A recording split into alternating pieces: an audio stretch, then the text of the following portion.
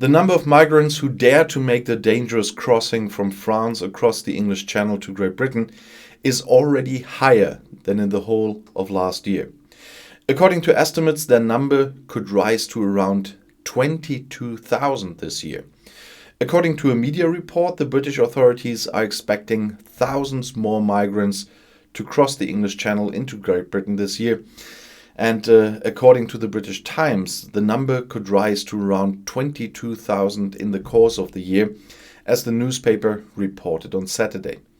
Citing sources at the border authorities, it is said that the figure calculated by the newspaper corresponds to the expectations of the authorities. The number of people who have illegally crossed the strait in small boats from the continent to England is already higher than in all of last year. According to figures from the British Home Office, at least 8,452 migrants had reached the English coast by this week. In 2020, 8,417 people were counted for the whole year.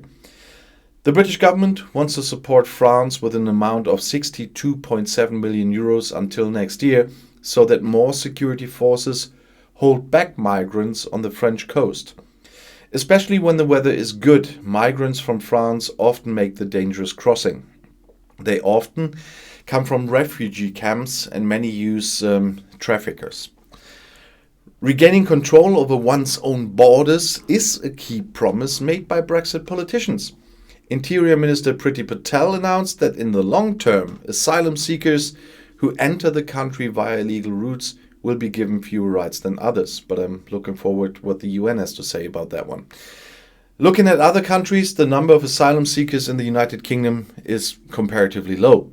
In Germany, more than 100,000 first-time asylum applications were made in 2020. In the United Kingdom, the authorities named the number of just under 27,000 asylum applications for a good 32,000 people for the 12 months to March 2021. And I'll see you in my next video. Auf Wiedersehen.